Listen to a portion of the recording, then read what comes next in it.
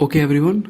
सो आज के क्लास में जो हम लोग सीखेंगे उसे कहा जाता है STC एंट्री, जो एक साइकोलॉजिकल लेवल पे बनाया गया है, जहाँ पर जैसे कि हम लोग देखते हैं बहुत सारे रिटेल ट्रेडर, और जब भी हम कोई पोजीशन बनाते हैं तो बहुत टाइम हम वहाँ पर वेट करते हैं।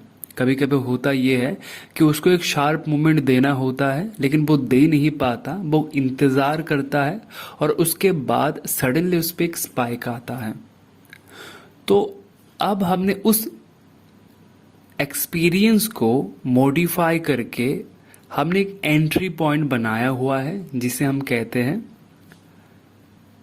Time wise side wise correction के बाद एंट्री करना। दैट्स द रीज़न इसे हम कहते हैं STC एंट्री। अब इसमें क्या होता है, इसमें हम देखते एक ऐसे प्राइस को जो एवरेज हो चुका है, और उसके साथ साथ एक ऐसा लेवल जो एक साइकोलॉजिकल लेवल है। साइकोलॉजिकल लेवल मीन्स लोग वहाँ पर फ्रेड अप हो जाते हैं। उस जगह पे लोगों का पेशेंस जमा होता है। एक ऐसा पॉइंट होता है जहाँ पर बहुत सारे लोगों का इमोशंस, पेशेंस एक पॉइंट पे आकर रुक जाता है, और वहाँ पर हम लोग एंट्री करते हैं। अब उस जगह से दो घटना हो सकता है, और जो भी होगा वो बहुत तगड़ा होगा। या फिर वो मोमेंट अपवर्ड होगा या फिर वो डाउनवर्ड होगा। अब जिसमें अपवर्ड जाने वाली प्रोबेबिलिटी ज़्यादा होगी, हम उसमें ही ट्रेड करेंगे। एक चीज़ हमेशा आप सभी के साथ होता है जो आप देखते नहीं हैं, तो आज उसी टॉपिक पे हम लोग डिस्कस करेंगे। तो पहले उसका थोड़ा सा डायग्राम देख लेते हैं कि वो होता क्या है। होता ये है कि प्राइस अपने डायरेक्शन में मूव कर रहा होता है। अब जब वो मूव कर रहा होता है, कभी कभी वो एक शार्प मूवमेंट देने के बाद अचानक से गिर जाता है। अचानक से वो गिर जाता है। गिरने के बाद वो एक पॉइंट पे आकर रुक जाता है। एक पॉइंट पे आके वो रुक जाता है। हम लोगों में से पिछले जब हमने क्लास लिया था तो हमने एक एवरेज पॉइंट पे एंट्री कैसे करना है वो हमने सीखा था, कि एंट्री पॉइंट कैसे फाइंड आउट करना है, कि जो बुलिंगर बैंड होता है उसका 20 जो ऐसे में होता है वहाँ पर एंट्री करना, ये हमने सीखा था कि जो स्टेशन के आसपास हो तभी एंट्री करना चाहिए। अब उसी का एक हिस्सा है ये, उस स्टेशन के आसपास वाला एक हिस्सा है ये। तो इसमें क्या करना है, इसमें साइकोलॉजी समझना है। और इससे पहले पिछले जितने भी वीडियोस हमने देखा है, जो भी क्लासेस हमने किया है, वहाँ पर हमने जो भी सीखा है उन सारे टॉपिक को एक साथ एक ही पॉइंट पे यूज़ करना है, और उसमें प्रोबेबिलिटी इंक्रीज करना है। उसके बाद ट्रेड करना है। इस पे क्या होगा, एक ऐसा पॉइंट बनेगा जब प्राइस एक सर्टेन लेवल पे जाने के बाद अचानक से रुक जाएगा और वो साइडवेज बन जाएगा, साइडवेज हो जाएगा। अब इसमें साइडवेज बाय करेक्शंस और साथ में टाइम वाइज करेक्शन चल रहा होगा, और वो जो एरिया होगा वो कहीं ना कहीं 20 ऐसे में ही होगा। जो बुलिंगर बैंड है उस बुलिंगर बैंड का 20 ऐसे में होगा। ये 20 ऐसे में होगा वीकली टाइम फ्रेम पे। मैं बात कर रहा हूँ वीकली टाइम फ्रेम। हमेशा वहाँ पर हम वीकली टाइम फ्रेम यूज करेंगे। वीकली टाइम फ्रेम पे वो यहाँ पर एवरेज कर रहा होगा, और वो 20 SMA के आसपास आकर रुका होगा। और जब वो यहाँ से मूव करेगा अपवर्ड, तब हम इसको बाय करेंगे। अब यहाँ पर क्या होता है, ये जो जोन होता है ये करीबन 1 या 2 महीने का एक जोन बन जाता है। 1-2 महीने का एक जोन बन जाता है, क्योंकि वीकली कैंडल है, कभी कभी उससे ज़्यादा भी बनता है। अब इसमें क्या होता है, लोगों का पेशेंस जो है वो यहाँ पर एकत्रित हो जाता है। जितने भी लोगों का पेशेंस है, जो भी वो लोग, क्योंकि यहाँ पर बहुत सारे लोगों ने एंट्री किया होगा, तो उनका पैसा फंसा रहता है। और कभी कभी इस मूवमेंट को देने से पहले वो एक डाउनवर्ड मूवमेंट करता है और स्टॉप लॉस को खा लेता है। कभी कभी ये चीज़ वहाँ पर होता रहता है। अब जब भी मैं किसी स्टॉक को बाय करूँ, अब इसको अप्लाई करने की एक शर्त हम यहाँ पर यूज़ करेंगे, वो ये है कि मंथली में वो स्टॉक अप ट्रेंड में है पहला चीज तो वो है, मंथली में अप ट्रेंड होगा और एंट्री हमारा वीकली में होगा, पहला चीज। दूसरा, अगर मंथली में अप ट्रेंड ना भी है, मान लीजिए कि मंथली में एक डाउन ट्रेंड था, अब उसने ब्रेकआउट दिया हुआ है, उस मंथली का जो ट्रेंड था उसने उस ट्रेंड को यहाँ पर शिफ्ट कर लिया हुआ है। अब जब उसने यहाँ पर मंथली का ट्रेंड शिफ्ट किया होगा तो इसका मतलब ट्रेंड रिवर्स हो गया है, यहाँ पर अब अप ट्रेंड शुरू होने वाला है। अब जब अप ट्रेंड शुरू होगा, इस अप ट्रेंड में मंथली का जो कैंडल है, ये अप ट्रेंड वाला कैंडल मंथली का होगा, और इस मंथली वाले जर्नी पे ये पूरा का पूरा जो मैं ड्रॉ करूंगा वो मंथली में करूंगा कि मंथली में एक प्राइस गिर रहा था, उसने यहाँ पर ब्रेकआउट दिया और ऊपर जा रहा था मंथली में। अब वीकली में जब भी वो 20 SMA के आसपास आएगा, मैं उसको बाय करने की कोशिश करूंगा, और उसके साथ साथ बाकी सारे चीज जो हमने सीखा है प्रीवियसली उसको भी यूज करेंगे। अब एंट्री हमेशा वीकली कैंडल को देखने के बाद डिसीजन लिया जाएगा वहां पर। तो ये पहला चीज। तो दो यहाँ पर शर्त बनता है। एक शर्त ये है कि या तो ये वाला पैटर्न होना चाहिए या फिर ये वाला पैटर्न होना चाहिए, इन दोनों में से कोई एक होना चाहिए, तभी हम उसमें ट्रेड करेंगे, और ये दोनों होगा मंथली का। तो चलिए हम पहले देख लेते हैं। रिसेंटली हम लोगों ने ट्रेड किया था ओरिएंट होटल पे, राइट। ओरिएंट होटल पे हम लोगों ने ट्रेड किया था। अब यहाँ पर कितने सारे लोगों ने इस चीज को फॉलो किया होगा देख लीजिए। मैं लगा देता हूं 20 बुलिंगर बैंड। आप देखिए वो गिर रहा था, गिरते गिरते उसने अपने ट्रेंड को रिवर्स कर लिया था इस पॉइंट से। अब ये जो गिर रहा था, कितने टाइम से गिर रहा था, ये मई मंथ या फिर जून मंथ से ये गिर रहा था। इसका मतलब यहां पर जितने भी लोगों ने बाय किया वो फंसे हुए थे इतने दिनों से। अब क्या बस यही काफी था? नहीं, यहां पर उस पॉइंट की वैल्यू को हमें समझना होगा। देख लीजिए, लंबे टाइम से लोग यहाँ पर फंसे हुए थे। अब उस जगह की, उस प्राइस की वैल्यू को भी समझना है कि वो कहाँ से क्या होने वाला है, कि इस प्राइस का कोई प्रीवियस वैल्यू था। आपने प्रीवियसली जो भी सीखा उसको यहाँ पर आप अप्लाई करेंगे। जो भी आपने सीखा होगा कि उस प्राइस का क्या वैल्यू है, कहाँ से उसको मूवमेंट इनिशिएट किया गया है, उस प्राइस की वैल्यू को देखने के बाद उसके बाद आपका डिसीजन यहाँ पर बनेगा। नो डाउट आपको वहाँ पर क्या देखने का, मंथली में जाके देखते हैं। चलिए, जैसे कि हमने कहा था कि मंथली में क्या होना चाहिए, दो शर्त यहाँ पर होना चाहिए, अप ट्रेंड के आसपास होना चाहिए। देख लीजिए, थोड़ी देर पहले हमने कहा था कि जो मंथली का ट्रेंड होगा, उस मंथली के ट्रेंड को इसने चेंज किया होगा। डाउन ट्रेंड था तो इसको अप ट्रेंड में चेंज किया गया होगा।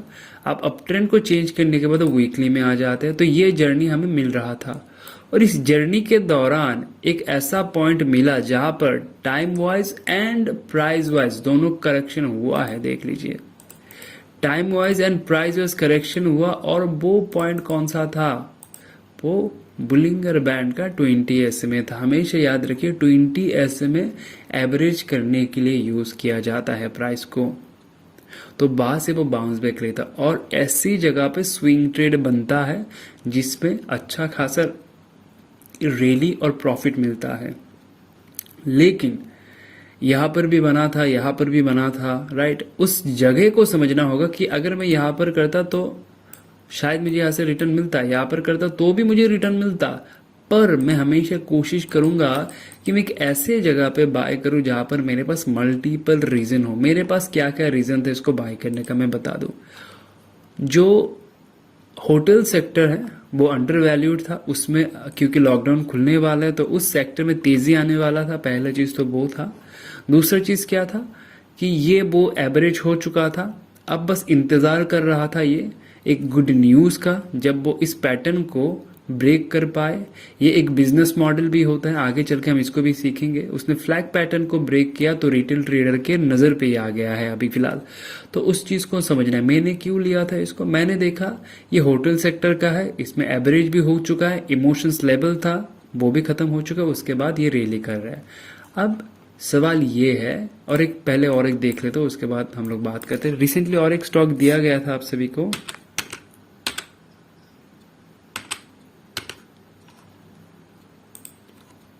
ओके देख लीजिए। पहले सबसे पहले मैं मंथली कैंडल लगा दूं आप सभी के लिए। एकदम आसान तरीके से चीज़ों को समझना होगा। तो उसने जो है अपना रेंज जो है वो शिफ्ट कर लिया होगा। अब वीकली में आएंगे, वीकली में आने के बाद क्या करेंगे, देखेंगे एवरेज कहाँ पर हो रहा था, इस जगह पे हो रहा था। देख लीजिए ये एक जोन बन रहा था जहाँ पर एक एवरेज हो रहा था। देख लीजिए ये वो एक जोन है जहाँ पर प्राइस खुद को एवरेज कर रहा था। राइट, ये एक जोन है जहाँ पर प्राइस ने खुद को एवरेज किया। वीकली में जाके देखिए तो फाइनली उसने इस लेवल के ऊपर क्लोज किया होगा। अब आगे चल के हम एक्सपेक्ट कर पाए कि यहाँ से प्राइस ऊपर जाएगा। तो ये क्या होता है, साइड वाइज और प्राइस वाइज करेक्शन होने के बाद एक मोमेंट आता है। तो जब भी आज के बाद जब भी मैं किसी स्टॉक को लूंगा, मैं इस लेवल को जरूर देखना चाहूंगा एक बार, और मैं चाहूंगा कि मुझे एक ऐसा प्राइस मिले जो ऑलरेडी एवरेज हो चुका है। ऐसा नहीं हो कि मैंने बाय किया और बाय करने के बाद वो खुद को एवरेज कर रहा है। ऐसा स्टॉक मुझे चाहिए जो एवरेज हो चुका है। यहाँ पर जितने भी लोगों ने बाय किया होगा, यहाँ पर जितने भी लोगों ने बाय किया होगा, उन्होंने उसी टाइम पे बाय किया होगा जब प्राइस खुद को एवरेज नहीं कर, उस टाइम पे प्राइस खुद को एवरेज कर रहा होगा, उसका वो प्रोसेस चल रहा होगा एवरेज करने का, लेकिन यहाँ पर वो कंप्लीट हो चुका है। तो मुझे उसी स्टॉक में एंट्री करना है जिसमें एवरेज कंप्लीट हो चुका है। एवरेज होना, अगर वो गिर रहा है तो इसका जो एवरेज होना है वो कंप्लीट हो चुका है। अब ये साइकोलॉजिकल लेवल है और वहाँ पर हमें बहुत कुछ भी, बाकी जितने भी चीज़ें हमने सीखा वो भी यूज़ करना होगा। कि आपने जो भी सीखा है, स्नाइपर एंट्री कैसे लेना है, उस प्राइस की वैल्यू को कैसे समझे, कि जैसे कि यहाँ पर अगर गैप अप ओपनिंग है, इसका मतलब यहाँ पर एक इंस्टीट्यूशनल जोन है, यहाँ पर गैप अप ओपनिंग था तो इस प्राइस के ऊपर इंस्टीट्यूशनल जोन था, मैंने इसको क्यों लिया था, मेरे पास मल्टीपल रीजन थे। गैप अप ओपनिंग इसका मतलब क्या है, किसी ने एग्रेसिवली बाइंग किया होगा, और क्या क्या रीजन था। यहाँ पर ये ट्रेंड लाइन का ब्रेकआउट हो रहा था, इस टाइम पे हमने बाई किया तो ये रियली हमें मिला। तो इस चीज़ को यहाँ पर समझना होगा, और क्या क्या रीज़न था आपको वहाँ पर अप्लाई करना होगा। प्रीवियसली आपने जो भी वीडियोस देखे, जो भी आपने क्लासेस ली, उसमें आपने जो सीखा।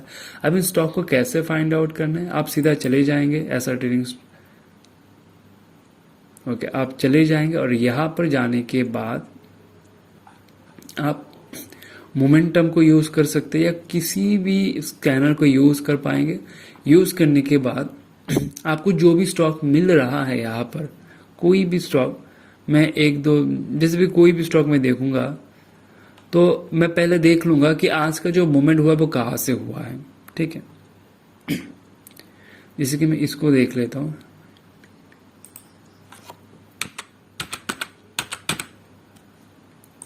आज का मूवमेंट कहाँ से हुआ है, वीकली में जाना है हमें, हमेशा याद रखें। ये हमारे रेडार पे नहीं आता, इसको वीकली में, सॉरी, वीकली में जाएंगे तो इसमें ऑलरेडी आ चुका था। यहाँ से एक ट्रेंड लाइन हम ड्रॉ करेंगे और जब भी उसका ब्रेकआउट दे रहा होगा, इसका मतलब उसने अपने रेंज को या फिर ऑर्बिट को चेंज कर लिया है। और स्विंग ट्रेड पे यहाँ पर आपको एक अच्छा खासा रैली मिल जाएगा, हमेशा मिलेगा। तो स्विंग ट्रेड के लिए ये one of the best strategy है। मैं तो इसको थोड़ा सा ध्यान से यूज करना होगा आपको। बाकी कंफर्मेशन लाने के लिए बाकी चीजों को भी आपको यहाँ पर यूज करना होगा कि जो मूवमेंट आएगा वो कितना तेज आएगा, उसको जानने के लिए। ठीक है, मैं किसी और स्टॉक को भी देख लेता हूँ, जैसे कि जिसमें अच्छा खासा रैली आया हो।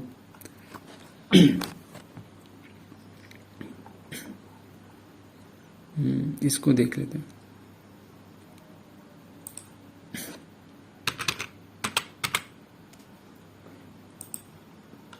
ओके, क्या इसमें वो रैली है, नहीं है, वो ऊपर चला गया है, तो इसको हम फॉलो नहीं करेंगे।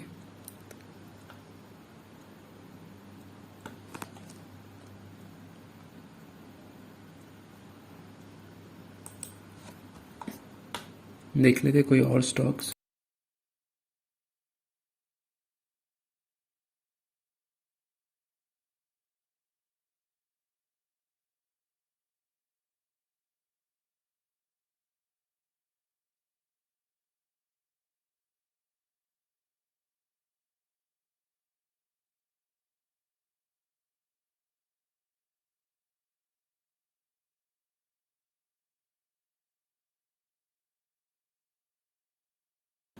ओके, जिंदल वाल को देख लेते हैं।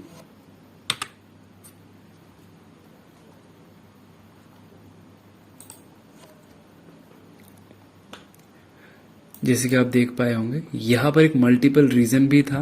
देख लीजिए क्या क्या मल्टीपल रीजन था। ये एक, मैं अगर मंथली में दिखाऊँ आपको, तो एक वैलिड एरिया था और उसके आसपास ही प्राइस ने खुद को एवरेज भी किया है। और जब वो इस ट्रेंड लाइन को यहाँ से ब्रेकआउट कर रहा होगा, वो स्विंग ट्रेड में हमारे रेडार पे आ जाएगा। ठीक है, एग्जैक्टली इस पॉइंट पे। और इसमें कितना तक टारगेट मिल जाता है, आप हमेशा इसमें मिनिमम 10% पकड़ के चले, यहाँ पर आपको अच्छा खासा रिटर्न ही मिलने वाला है। तो इस थॉट को वहाँ पर अप्लाई करना है, जो आपने इस यहाँ पर सीखा उसको अप्लाई करना है, और प्रीवियसली आपने जो सीखा उन सारी चीज़ों को यहाँ पर अप्लाई करना है। इसको नेकेट अप्लाई नहीं करना है, जो भी आपने प्रीवियसली सीखा उन सारी चीज़ों के साथ इसको अप्लाई करना है। ये one of the best strategy है for swing trade. Swing trade में आप इसको अप्लाई करें, कोई भी स्किनर आप लगा लीजिए, वहाँ पर आपको कोई ना कोई स्टॉक मिल जाएगा जो ऐसे एक रेंज को शिफ्ट कर रहा होगा और एवरेज होने के बाद। तो इसको अपनी ट्रेडिंग पे इन्वॉल्व करना है। जो भी आप प्रैक्टिस कर रहे हैं, जिस भी पैटर्न पे प्रैक्टिस कर रहे हैं, इसको भी वहाँ पर इन्वॉल्व कर देना है।